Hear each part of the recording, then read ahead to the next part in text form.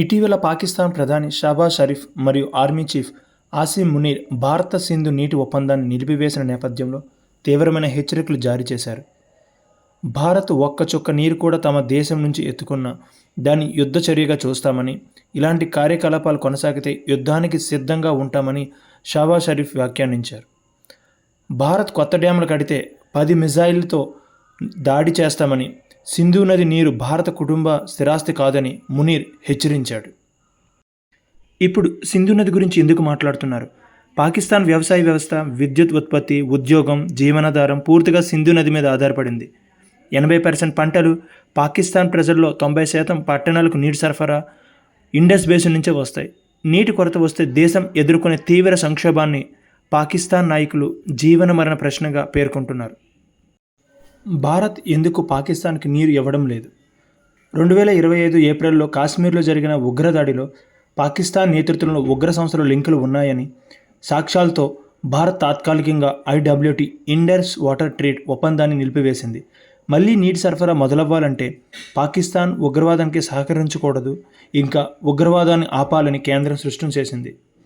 భారత్ ప్రభుత్వ ప్రకారం ఫ్యూచర్లో ఎప్పుడైనా పాకిస్తాన్ నీటి ఒప్పందాన్ని ద్వైపాక్షిక చర్చల ద్వారా మాత్రమే పునరుద్ధరించని అంతర్జాతీయ కోర్టు అవసరం లేదని చెప్పింది. ఇండస్ వాటర్ ట్రీటీ మీద ఆర్గనైజేషన్స్ ఏమంటున్నాయి? పహల్గాం ఉగ్రదాడి తర్వాత వరల్డ్ బ్యాంక్ ఈ ఒప్పందంపై వారి పాత్ర మధ్యస్థులుగా మాత్రమే ఉంటుందని, ఇప్పుడు పాకిస్తాన్ మరియు భారత్ చర్చలు జరగాల్సిన అవసరం ఉందని తెలిపింది. PCA permanent court of arbitration ఇటీవల పాకిస్తాన్ పక్షాన్ని సమర్థించింది. భారత్ మాత్రం PCAకి ఇందులో ఏమాత్రం అధికారం లేదని సూచించింది.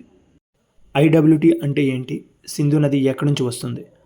IWT అంటే ఇండస్ వాటర్ ట్రీట్ లేదా ఇండస్ నది నీటి ఒప్పందం అని అంటారు. IWTను భారతదేశం మరియు పాకిస్తాన్ మధ్య సెప్టెంబర్ 1960 ప్రపంచ బ్యాంకు మధ్యస్థంతో సంతకం చేశారు. ఈ ఒప్పందం ప్రకారం వెస్టర్న్ రివర్స్ అంటే పశ్చిమ నదులు ఇండస్, చెనాబ్ జలం పాకిస్తాన్కు కేటాయించబడ్డాయి మరియు ఈస్టర్న్ రివర్స్ రవి, బియాస్, సుట్లెజ్ భారతదేశానికి కేటాయించబడ్డాయి. మొత్తం నీటిలో సుమారు 80% పాకిస్తాన్కు మరియు 20% భారత్కు కేటాయించబడింది. శాశ్వత ఇండస్ కమిషన్ ఏర్పాటు చేయబడింది. ఇది కమ్యూనికేషన్ మరియు వివాద పరిష్కారానికి సహాయం చేస్తుంది. ఈ ఒప్పందంలో వివాదాలను పరిష్కరించేందుకు 3 దశల ప్రక్రియను కలిగి ఉంటుంది. ఇందులో శాశ్వత ఇండస్ కమిషన్ మరియు న్యూట్రల్ ఎక్స్పర్ట్స్ అంటే ప్రపంచ బ్యాంక్ ద్వారా నియమితులై ఉన్నారు. నిలిపివేత ప్రభావాలు ఏంటి? భారతదేశానికి అవకాశాలు. తక్షణమే కాకపోయినా భారతదేశం ఇప్పుడు ఇండస్ నది వ్యవస్థ నుంచి నీటి ప్రవాహాన్ని నియంత్రించవచ్చు. దీని ద్వారా నీటిని ఆపడం లేదా మార్పు చేయడం సాధ్యమవుతుంది. ప్రస్తుతం భారత్ అదే ప్లాన్లో ఉంది. మరియు భారత్ పశ్చిమ నదుల్లో కొత్తగా హైడ్రో ఎలక్ట్రిక్ ప్రాజెక్టులను విస్తరించవచ్చు. ఉదాహరణకు కిషన్ గంగా మరియు రాట్లే హైడ్రో ఎలక్ట్రిక్ ప్రాజెక్టులు, ఇతర ప్రాజెక్టులు పరిశీలనలో ఉన్నాయి. పాకిస్తాన్పై ప్రభావం ఎలా ఉంటుంది? వ్యవసాయం. పాకిస్తాన్ వ్యవసాయ రంగం తీవ్రంగా ఇండస్ నదిపై ఆధారపడి ఉంది మరియు నీటి ప్రవాహంలో కలిగిన అంతరాయం వలన ఆహార భద్రత లోపం మరియు ఆర్థిక కష్టాలను అనుభవిస్తుంది. పాకిస్తాన్ హైడ్రో ఎలక్ట్రిక్ ఉత్పత్తి నీటి ప్రవాహంపై ఆధారపడి ఉంది. ఇండస్ నదిపై టార్బెలా డ్యామ్ మరియు జలం నదిపై మాంగ్లా డ్యామ్ తగ్గిన నీటి ప్రవాహం వలన విద్యుత్ లోపాలు ఎదురవుతాయి. ఇండస్ వాటర్ ట్రీటీ మీద భారత్ సమాధానం ఏమిటి?